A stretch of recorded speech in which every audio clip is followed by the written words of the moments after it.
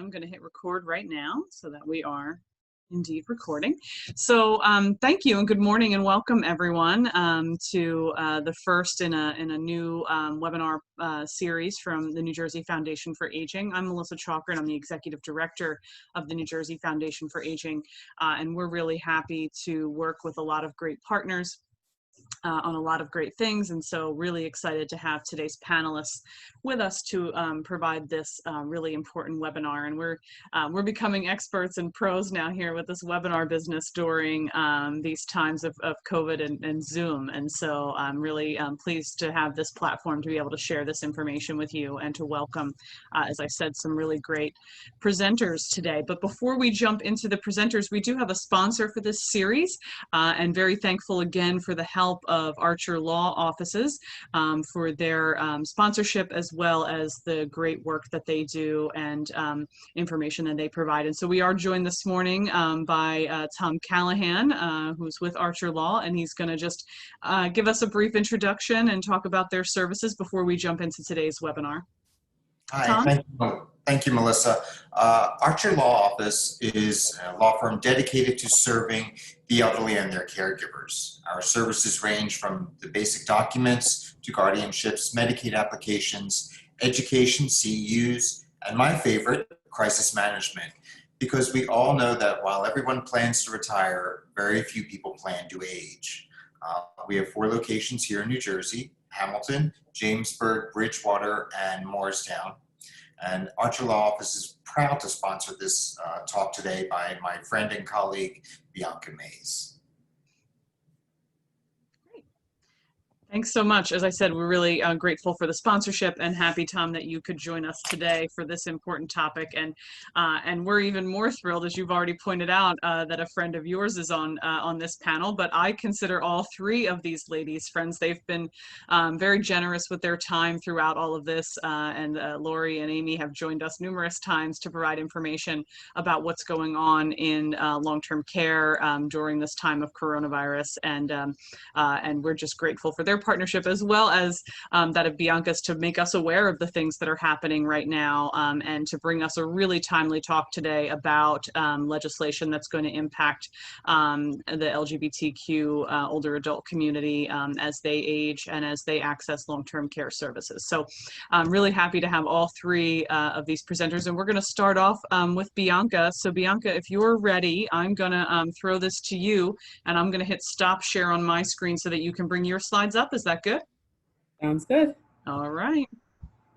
Okay. And if we could all just take a minute too to appreciate Bianca's beautiful virtual background and how lovely she looks with the colors. So thank you for that. And just one more thing, Bianca, before I forget, I didn't mention in my opening that you all are joining us in mute as webinar participants. And if you have questions or comments, please put them in the chat box. And at the end of today's presentations, we'll be reviewing all the questions in the chat box, and we'll do our best to get answers to everybody.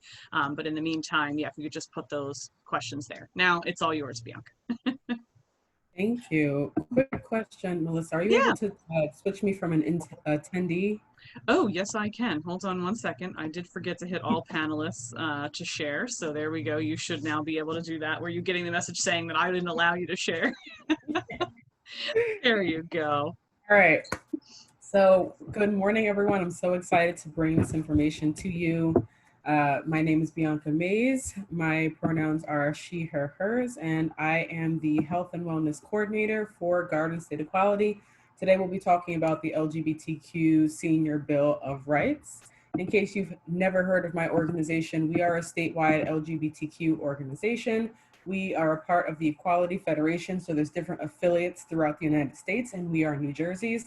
We do a lot of education and advocacy on behalf of the LGBTQ community.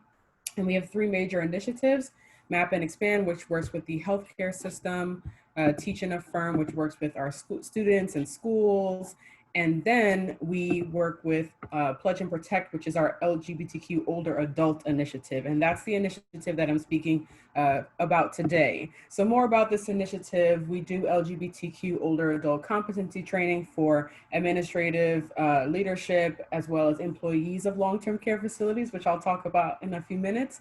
We also help long-term care facilities with their policy review. We also do LGBTQ events and programming for long-term care facilities alongside residents. So that could look like teaching them about the LGBTQ community. And we also do LGBTQ older adult research here in New Jersey as well, because we want to make sure that we are collecting data on how people want to age here in our great state. And so just a little bit about Garden State Equality. Usually we would be doing this presentation in person. However, we have been quarantining ourselves since March and will continue to do so until otherwise advised. But we are still doing our programs online. So if you're interested in learning more about Garden State Equality, or if you're interested in seeing a little bit more or requesting a training, definitely go to our website and you can request one of our staff to come and train you and yours. And so I'm going to move now into talking about the LGBTQ older adult community here. And I think it's really important to note that when it comes to how many LGBTQ people there are in the United States, you know, the data is never going to be completely accurate. I find that with the LGBTQ older cohorts, so 70 and higher, they're actually less likely to identify openly as LGBTQ. So any kind of statistics that you see here, there was always a possibility of it being higher, but we know that LGBTQ older adults are a population at risk. When it comes to successful aging, we want to look at health and wellness. We want to look at economic security and social connectedness. And unfortunately, when it comes to the LGBTQ older adult experience, a lot of them are really struggling, whether that's with victimization or any kind of stigma, whether they have economic insecurity, or whether they feel isolated. A lot of people are, the summary of the experiences that they've had throughout their lifetime have led them to be more vulnerable. And I actually found a video on YouTube that quickly shows you a little bit of the differences between an LGBTQ older adult and someone that's not within the community. As the American public ages, so do lesbian, gay, bisexual, and transgender people. LGBT older adults face the same challenges as other older adults, including financial worries and health concerns. But LGBT older adults face additional challenges. Let's compare two women, Tina and Jackie, who were both born in 1947. In 1967 at college, Tina meets Frank and Jackie meets Francis. On a date with Francis after work, Jackie is seen by a coworker who tells their boss. Jackie is legally fired and takes a lesser paying job at a factory. In 1973, Tina marries Frank, but Jackie is unable to marry Francis. In the 80s, Tina and Frank have children, but Jackie and Francis are barred from adopting. After decades of hard work, in 2010, Frank and Francis retire. Tina takes Social Security spousal benefits. But because the federal government didn't recognize same-sex marriages then, Jackie is denied those benefits. In 2015, right before the freedom to marry becomes available nationwide, Frank and Francis die. Tina pays for her in-home care with her Social Security survivor benefits and funds from Frank's pension. Jackie is denied Social Security survivor benefits, and because she was not a legal spouse, is also denied Francis's pension. Their apartment was rented in Francis's name, and her state lacks non-discrimination protections in housing, so Jackie is evicted when she tries to change the lease into her name. Lacking an income and a place to live, Jackie moves into a nursing home and relies on Medicaid to pay for it. She fears discrimination if she shares stories about her past, so she doesn't talk about her life with Francis. Tina can afford in-home nursing care and has the support of her children. After a lifetime of discrimination, LGBT older adults face economic insecurity, poorer health, and reduced support networks.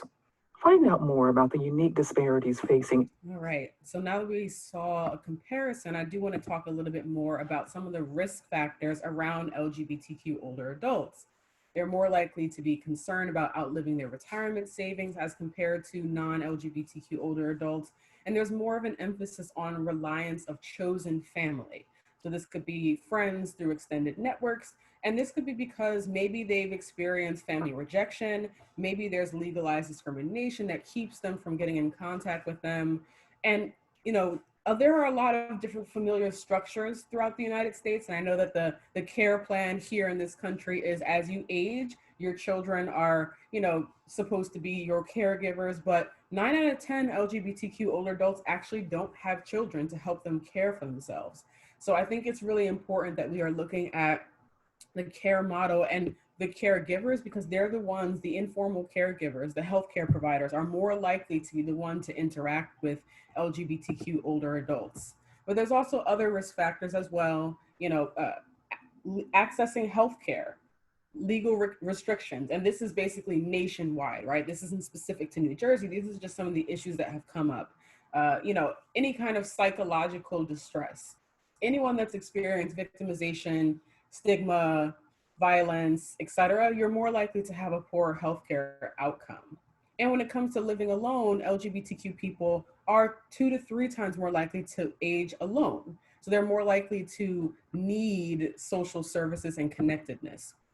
And then when it comes to a few of the stats here, any stats that you see here in the presentation, I'll make available to you afterward. And you'll also have this recording so you can take your time. But I gathered this through SAGE, which is a national LGBTQ aging network that does a lot of research and data around LGBTQ older adults. And as you can see here, regardless of housing discrimination, regardless of healthcare options, LGBTQ older adults are still in need of services and still in need of help. And when it comes to the federal poverty level, we're looking at the fact that LGBTQ older adults live at 200% below.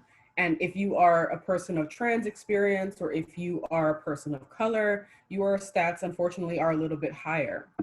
And so when we're looking overall at the healthcare disparities of LGBTQ older adults, we need to be cautious here because they're more likely to delay getting care, more likely to show up in the emergency rooms for non-urgent services, more likely to not take their prescription medication. So we need to look at the whole individual here and the systems that are put in place. And that's why we have to be good service providers. This is why I go out and do my trainings, because it's really important that everyone understands the multi-level layer of stigma, that contributes to where they are now, including the psychological health disparities as well. Any kind of stress that people feel, any kind of suicidal ideation, that goes with a person throughout their lifetime. And so it's really important that we try and gain back the trust that has been lost between the healthcare industry and the client. And so for the bill, New Jersey has a really awesome law against discrimination. We have one of the most comprehensive laws against discrimination here. If you look at this slide and you see the blue piece, the affectional or sexual orientation, gender identity, and expression, that's where the LGBTQ community comes in. But it's also for perceived disability, HIV and AIDS status, etc. And so keeping this in mind, this Senior Bill of Rights will enact more protections for LGBTQ older adults, including intersex older adults, as well as seniors living with HIV and in the long-term care facilities. And that would mean mandating biennial training for employees, as well as making sure that the trainings are done in nursing homes, long-term care facilities, dementia care homes. And this is any employee that's long-term care contracted or employed by that specific facility.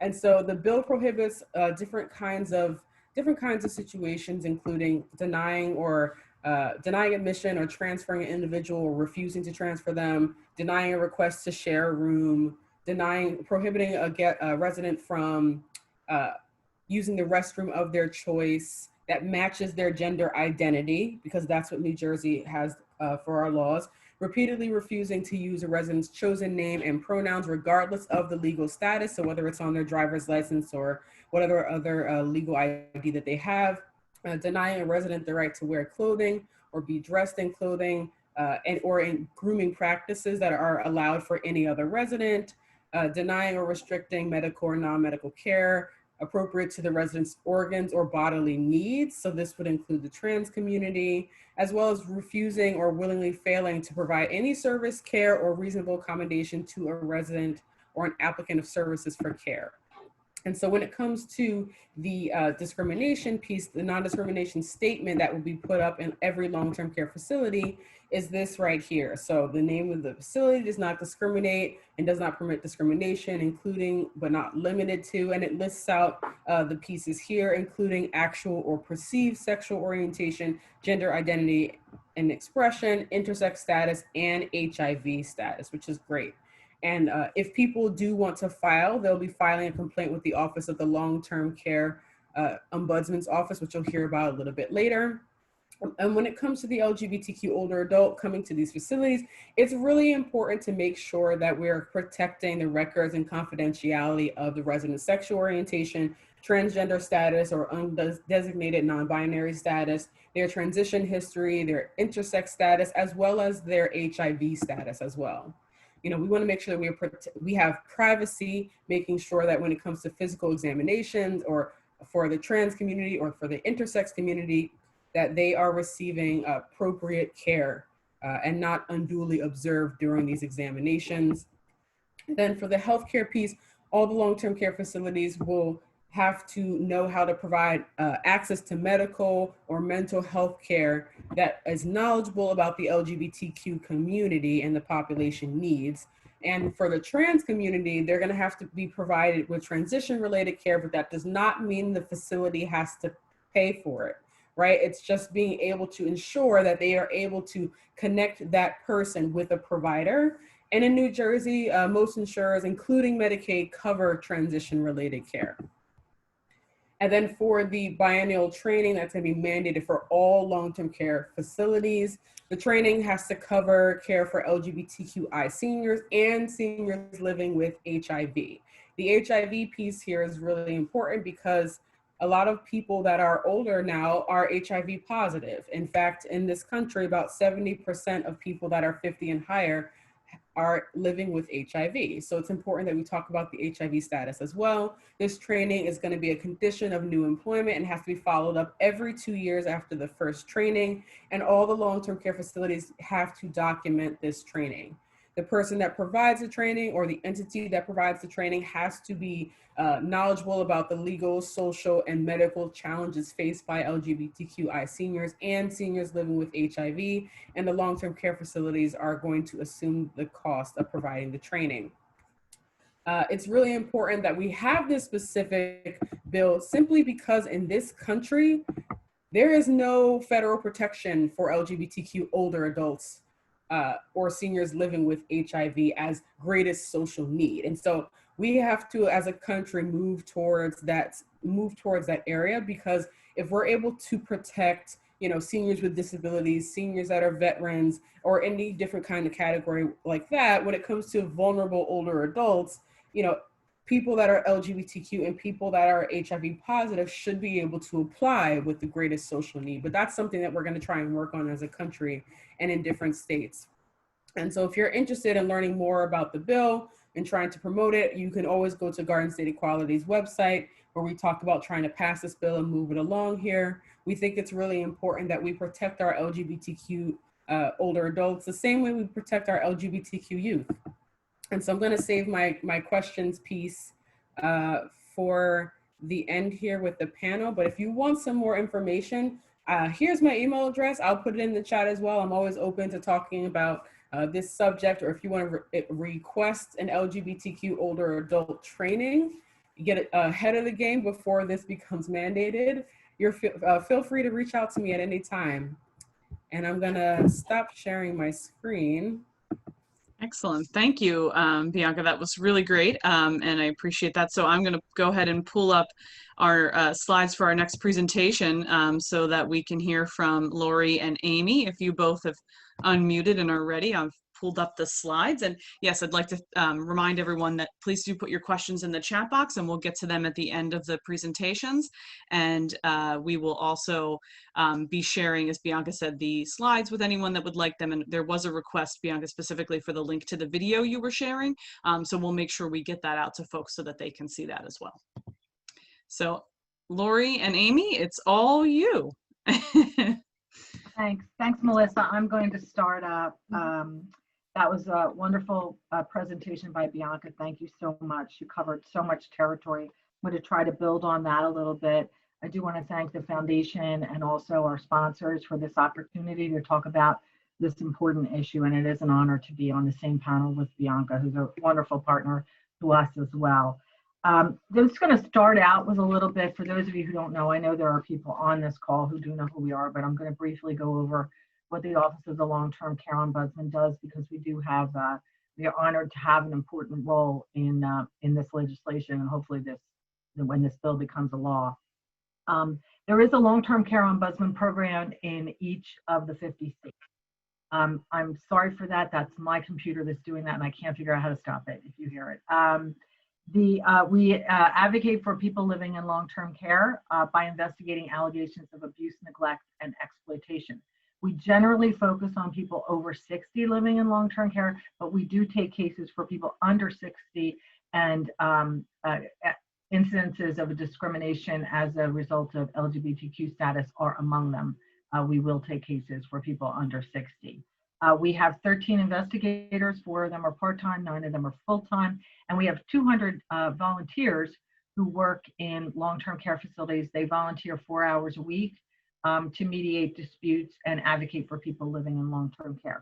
So the Office of the Long-Term Care Ombudsman really is, I would argue, the state agency that has the deepest presence in long-term care facilities on a regular basis. Next slide, please. The Office of the Long-Term Care Ombudsman operates all long-term care ombudsman programs under the auspices of the Older Americans Act. And New Jersey also has its own strong state law that we have had since the beginning, and the office has been in existence for 40 years. We enjoy excellent support from the state of New Jersey. Most of our budget is state funded, although we do receive some federal funds. Next slide, please. Two of the very important cornerstones of the Ombudsman program is confidentiality and consent. We are resident driven. We are all about the resident. We are resident centered. All of our information is confidential, and we require consent from the resident to proceed because we deal with some very delicate matters, as you can imagine. Next slide, please. The people we serve are people who live in long-term care in New Jersey.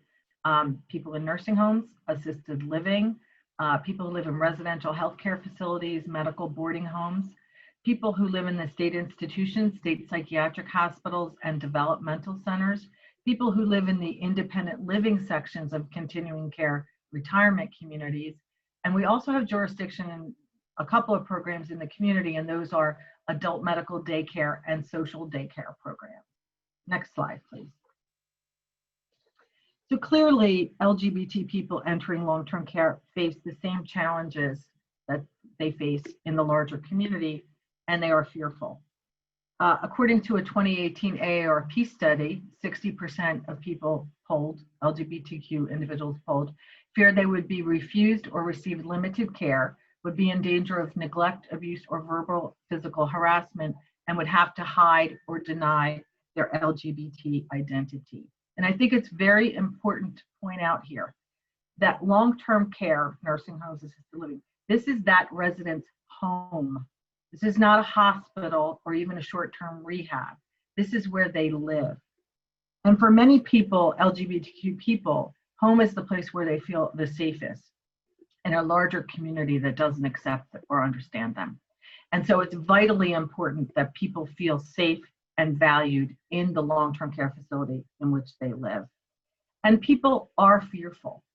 A Justice and Aging study of about 5 years ago of LGBTQ individuals, of those individuals, 90% said that they were pretty sure that the staff would discriminate against them. And 77% predicted that the residents would not accept them and would discriminate against them. So the fear is very real. Going back to that AARP study, 80% said they would welcome signs or symbols that indicate a facility or service is LGBTQ friendly and would prefer that long-term care providers be trained to handle their specific needs and that some staff identify as LGBTQ. So that's why I'm so pleased that this legislation really focuses on training of staff And we hope to participate in that. We're certainly going to be training our own staff. Federal regs do not require that LGBTQ cultural competency be taught to staff. However, federal regs do require person-centered care planning.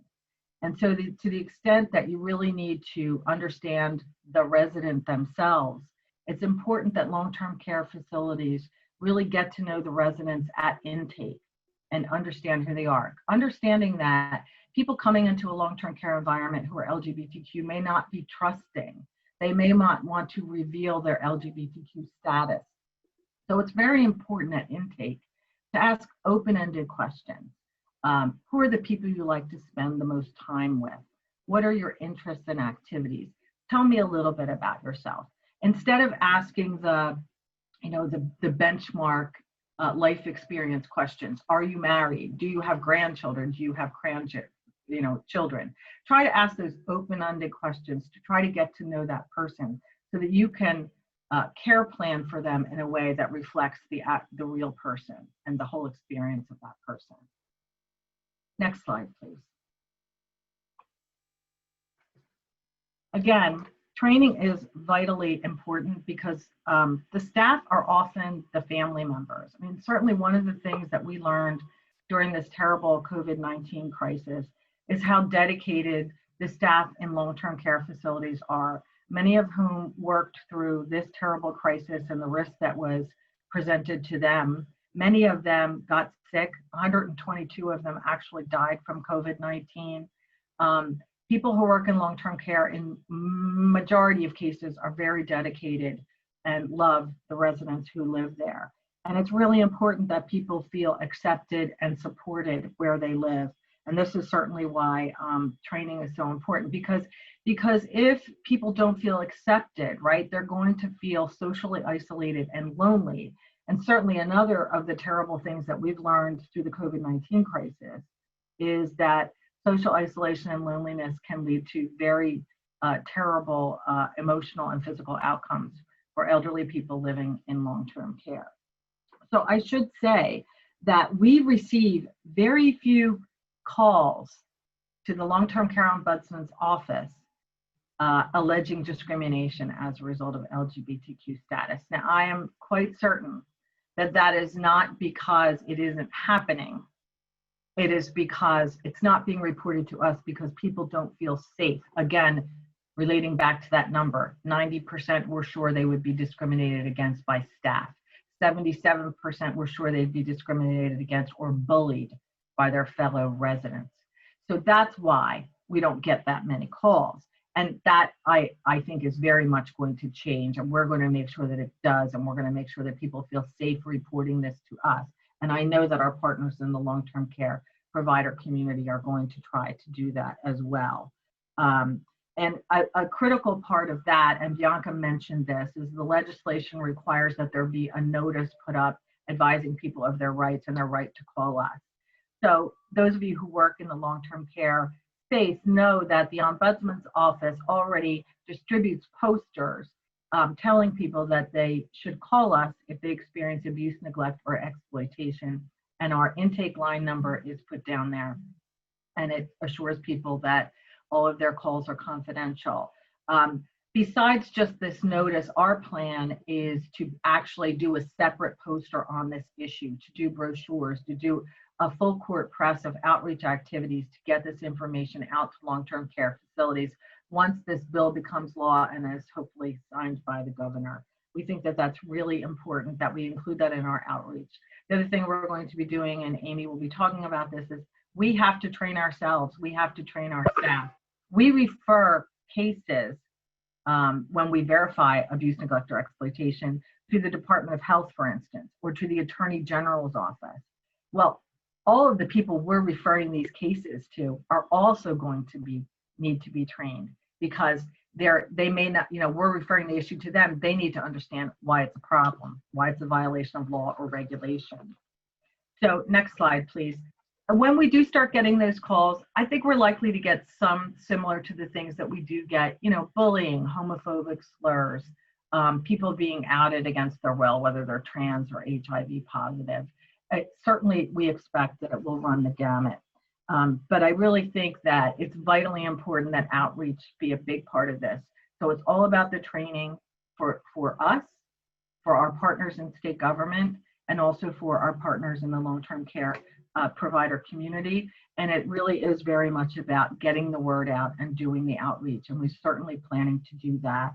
So before I close and hand it off to Amy Brown, who is my senior policy advisor in the Office of the Long-Term Care Ombudsman, I just want to say how much we are proud to be a part of this and proud to live in a state that will take this kind of leadership on this issue, because as Bianca mentioned, this is something that has not seen much movement on the federal level. So New Jersey is leading the way, and I'm very proud to live here and to represent this state as ombudsman. Passing it off to Amy now. Thanks, Laurie. Okay, so we can move to the next slide. I'm just going to keep it brief, but I wanted to talk a little bit about implementation and kind of how we view our role. I think Laurie's already touched on a few of the points, but maybe just to go into a little bit more depth.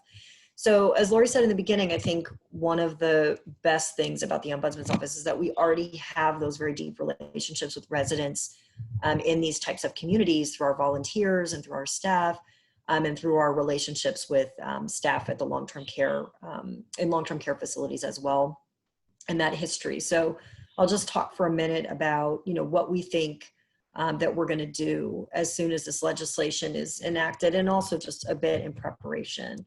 So as Laurie said, we really do need training ourselves, and we already have a training plan in the works, to better educate ourselves and our staff so that they feel more comfortable and empowered dealing with these cases, and just making sure that everybody's up to speed with, history and terminology and all the things that, Bianca talked about before. And as Laurie mentioned, since health is going to be receiving any substantiated complaints that we're able to verify, it's very important that that agency have dedicated staff that's trained, obviously, to respond to these situations, because health is the one who has regulatory authority, and they're the ones that are going to be implementing any fines or penalties that result from these types of cases.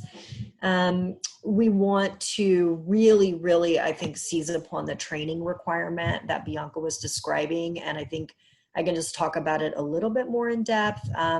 As part of the new bill that was introduced, or the new bills that were introduced this summer, they made the training requirements a little bit more detailed and a little bit more specific. So right now, what it will require is for each nursing home, when this bill is enacted, it will require each nursing home to select someone at the management level and then someone at the more kind of line staff level to be the point people on making sure that this is implemented and rolls out within that particular facility.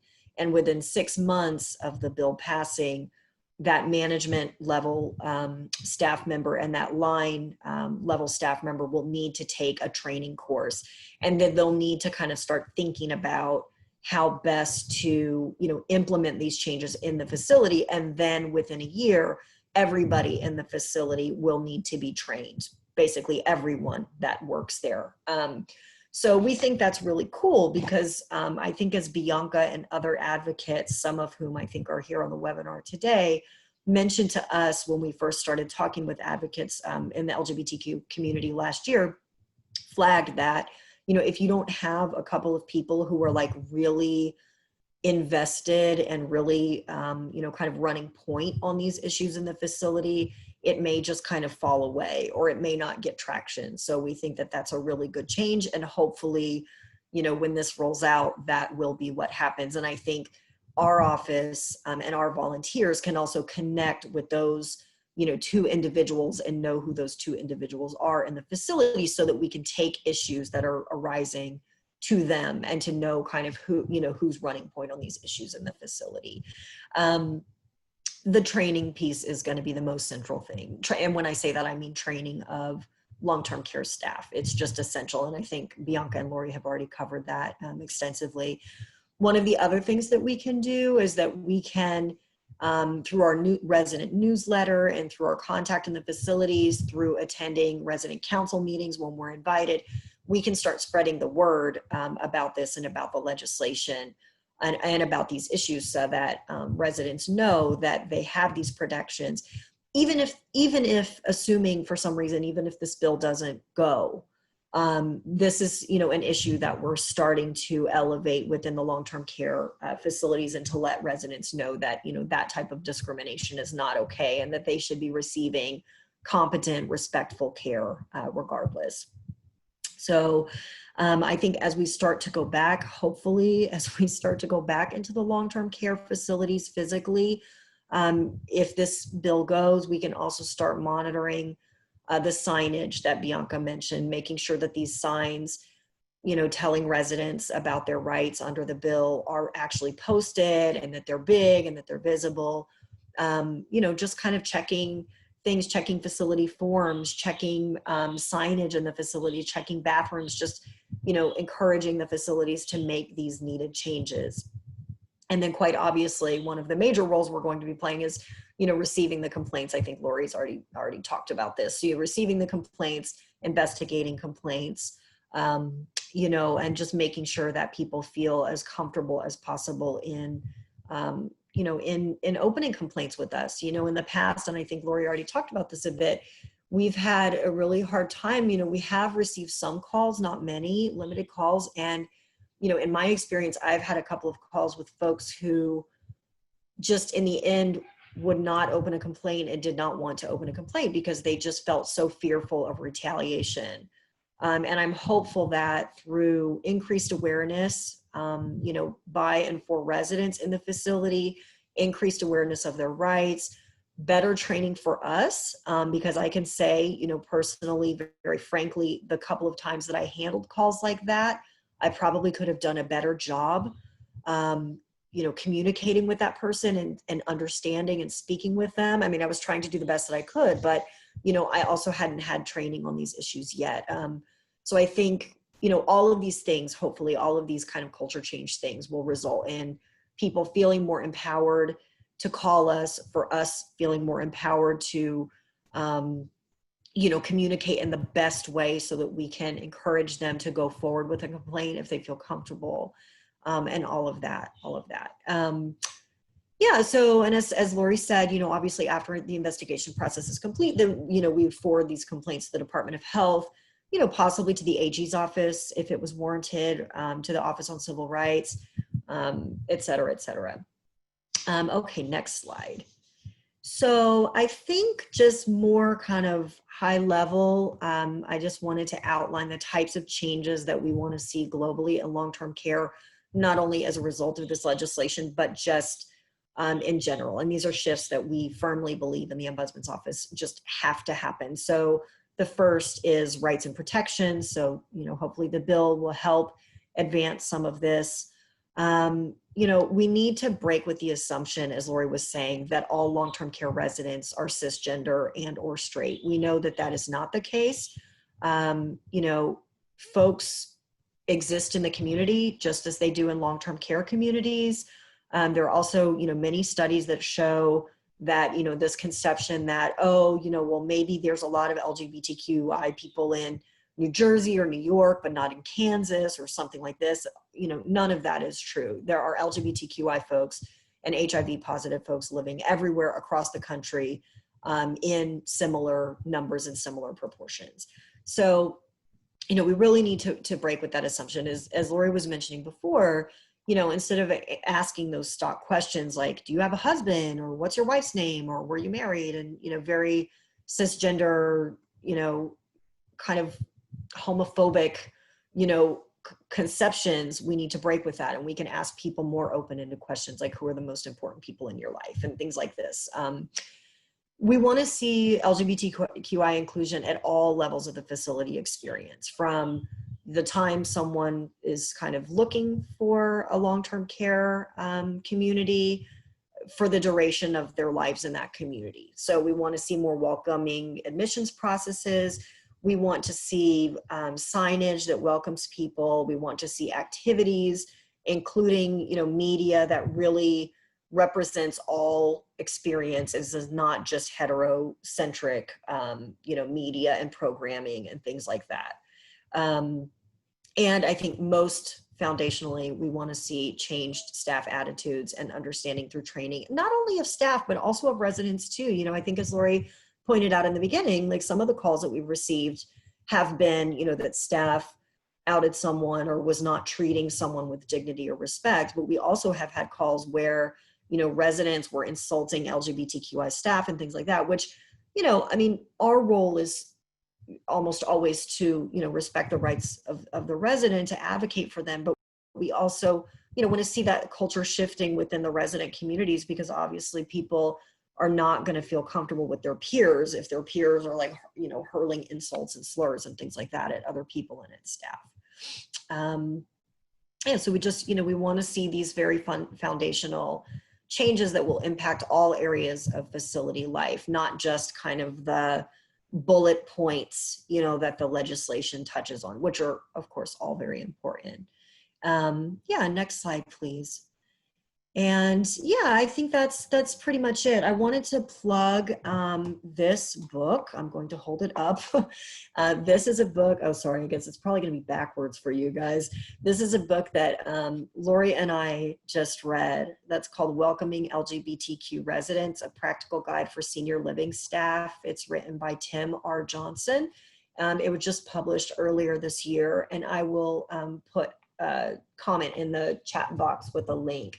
But this is a wonderful resource, basically, that can be a guide for folks working in long-term care, owners of long-term care, people who work in long-term care, kind of talking about every aspect of facility life for LGBTQI people and what can be done differently. It's very practical.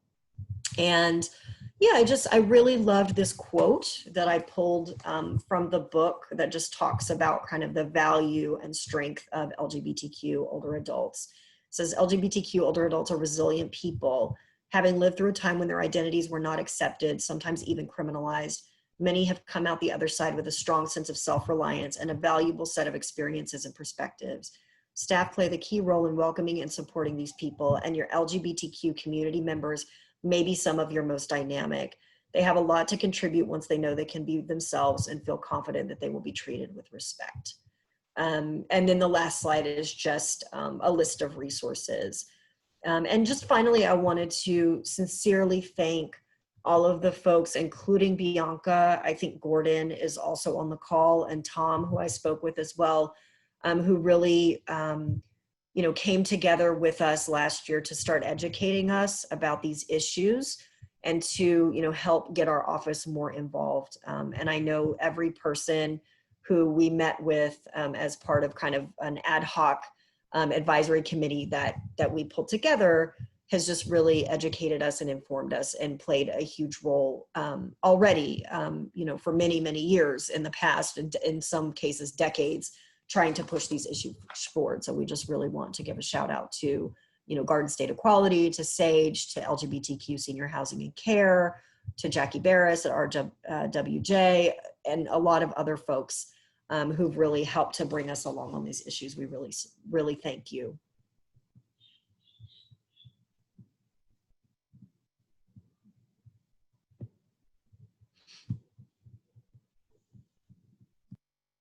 Sorry, I had trouble unmuting.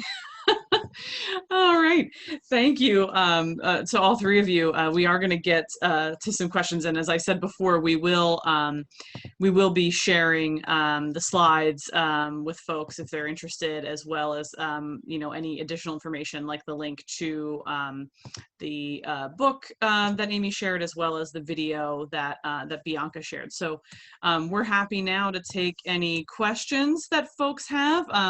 So I'm just going to go ahead and look in the chat box and see what we have there. To see, because I know some of you were already responding to some things in the chat box, but we're gonna see what else we have there. One question that I do see that's popped up in the chat box is what can be done to protect against religious intolerance. So I guess as part of this I don't know if that comes up in the legislation at all, you know, or what other protections or what else you've seen in the long-term care community in terms of this. But I think I'm not sure if I'm interpreting the question right, but I think some people kind of use religion as an excuse to discriminate against people in the LGBTQ community. So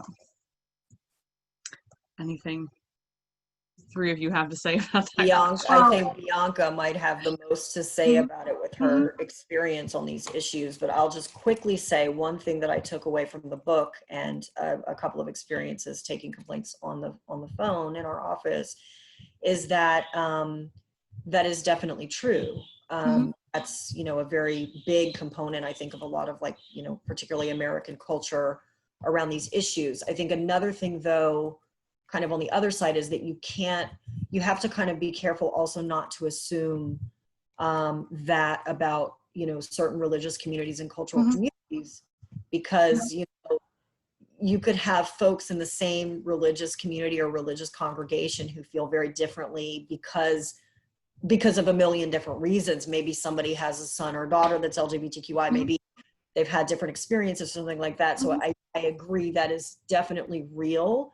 And especially knowing the demographics of folks that work in long-term care, we know that, I don't know the specifics about religious orientation, but we know a lot of folks are immigrants, a lot of folks, you know, go to church, but it also doesn't mean that they're necessarily gonna be discriminatory. So I didn't know if, Bianca, you had anything more you wanted to say.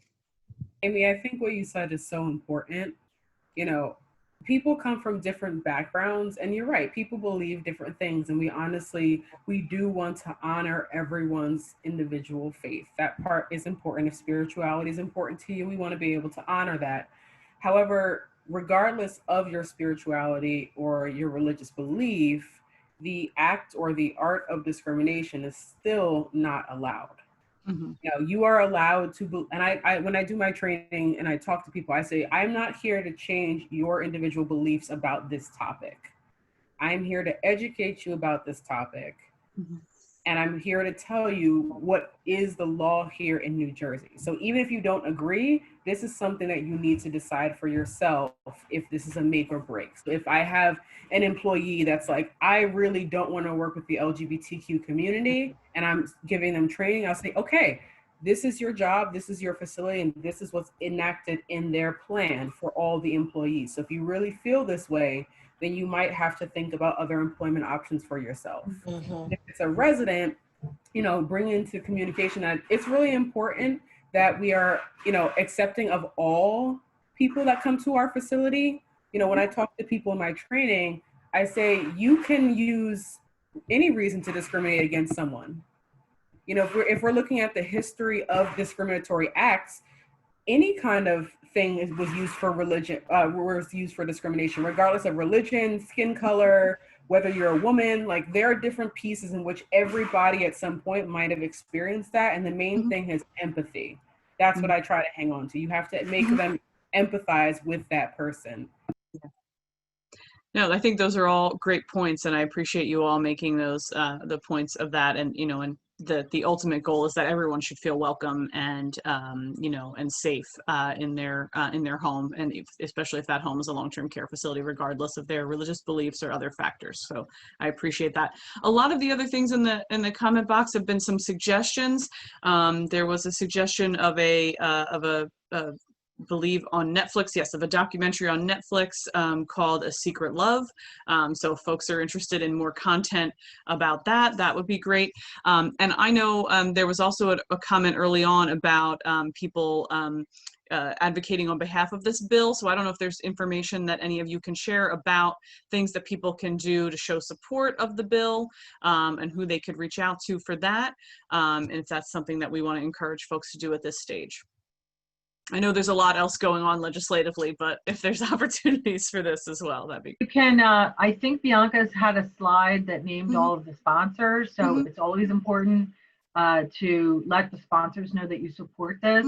I also saw a question in there, what could get in the way of the bill being passed? I will tell you, I don't know of any specific, Bianca may know of any specific pushback, but I can tell you one reliable pushback that you will always get, and that is from the industry. which will push back against any new mandates that require them to spend additional funds. And that's just like a larger question that we experience a lot in long-term care. Understandable. The bill specifically says that the cost of training is borne by the long-term care facilities. And so I don't know yet what the comments have been on that, but I can assure you that that will be a comment that the industry will have. I can pick that over to Bianca if she has more to say. Yeah. So looking at, you know, where we are with the bill, as of now, there hasn't been any public comments or any kind of feedback on it. I mirror what you said, Laurie, that I do think the cost piece is what's going to make people ears perk up a little bit. And there are different organizations that offer the training at different prices. So my answer to that is it's up to the facilities to decide which one is more cost effective for them and their budget. But in terms of any kind of comments or any kind of feedback for the bill, I think New Jersey's pretty progressive for the most part. I know that any kind of LGBTQ bill will end up being passed for the most part in New Jersey. So I'm not really nervous. We haven't really received any kind of opposition as of yet, but you know, we'll see. We'll definitely see. And if we are met with opposition, then we'll prepare ourselves accordingly. But right now, everyone seems to be really supportive of this, including the industry, because they want to learn more about this topic. Right. That's a great point, and I think all the more reason for anybody listening today to reach out to the sponsors to let them know that they support it, so that any any barriers are also met with a real interest from the community and an understanding of the need there as well. I do want to say that's really, really important, because there's a lot happening in the long-term care space right now, legislatively. Right. Some very important reforms are being put in place, and legislators and their staffs are extremely busy. So we don't want this to get kind of lost in the larger push to do all these things in long-term care. Yeah, so definitely a good idea to contact your sponsors. It's really very important. And I would urge everybody to do that. Yeah, so we'll make sure that we share that information in our follow-up from this. I know the information was in Bianca's slides, and you can go and look up the bill numbers and find the sponsors online as well. But we'll be happy to share that information and make sure people have it at the ready so that they can act on this. A couple of other things that have come in. We have another question asking whether or not there was similar legislation in other states. Was there a model for this legislation? Are there other states that have successfully implemented this? Yeah, so that's a great question. California actually passed this bill already. We modeled a lot of the language from that bill because we wanted to see other states and model it and make sure that the language was okay. It was as inclusive as possible. Ours is a little bit different because ours actually includes seniors with HIV, which is, I think, a really important piece here. But yeah, if you, what we can do is when you send out this email, or maybe I can very quickly find the California legislative bill and put that in the chat. That would be great if we can share that as a piece of follow-up as well, so people have it. I think it would be great for people to see what else has been done in other states. As Laurie mentioned, we've been a leader in a lot of areas in New Jersey, and I share Laurie's pride with being here in New Jersey with all the things that we've done in terms of discrimination. But it's great to know that there are other states that we can emulate, such as California, and some of the things they've already done in this. But true to New Jersey, we're taking it a step further, right? So it's good stuff. And then I did see that, Amy, you were able to respond to someone in the chat box who was interested in volunteering. I think that's a great thing to let people know that, as Laurie and Amy mentioned, that the Ombudsman's office does have opportunities for volunteers. And so if you're interested, Amy has given the number there, but you can also visit their website if you haven't been able to write that number down quickly and you want to go back later. You can certainly visit them online for the number and get in touch with them, because it's important for them to have those individuals helping out in the office. So will you include the info to mail to participants? Yes, I think I'm going to say to that question in the chat box, Dorothy. Any information that we've shared today, we can certainly go ahead and do. So I am going to read the number, Amy, that you shared to the person asking about volunteer opportunities. So you can reach the Ombudsman's office at 609-826-5655. 5090 and reach them there for that. And if you're interested in volunteering, and let them know that that's what you're calling about. So that would be great. And so thank you, Bianca, for also sharing the California link, but we'll be sure to email that so folks have it later as well, since they might not be able to take the chat box information with them when they go. So I don't see any other new questions rolling in. Any last things that our three panelists would like to share before we wrap up? Melissa, I can't get back to it, but I think I see in here something, a concern about just having more like trans specific. Oh yes, I'm sorry, I did forget. I can't to mention find that. it now. If you Yeah. can see it. No, I'm going to scroll back up to it. I did want to mention that when I mentioned someone had a recommendation too about that documentary. Yes.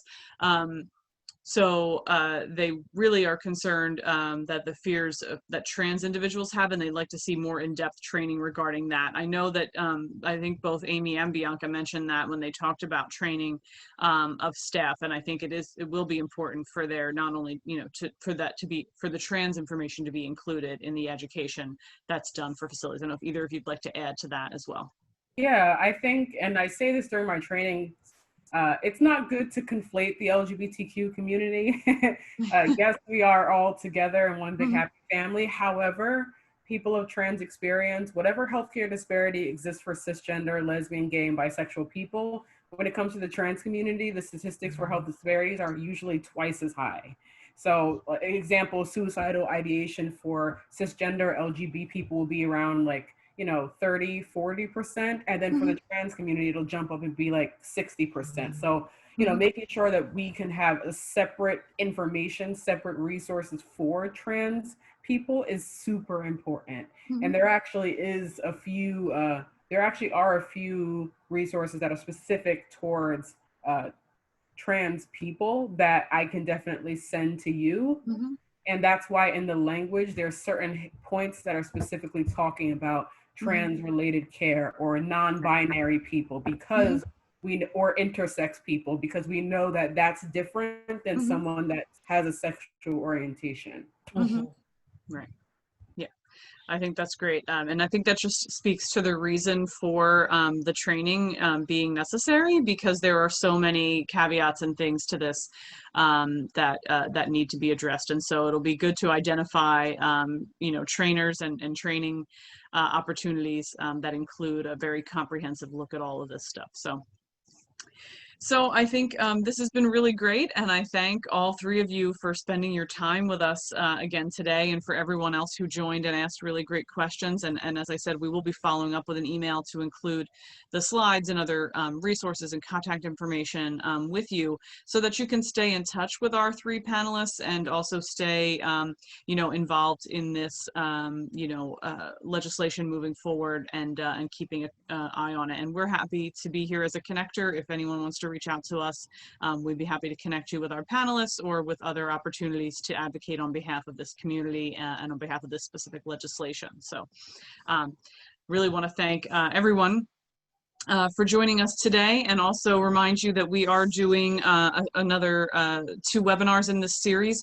Our next one is on Wednesday, September the 23rd, and we'll be talking about supportive housing needs in New Jersey. There's an organization out of New York called the Corporation for Supportive Housing, and they'll be joining us to share about a recent needs assessment they've done about the need for supportive housing in New Jersey and what that means and who it includes.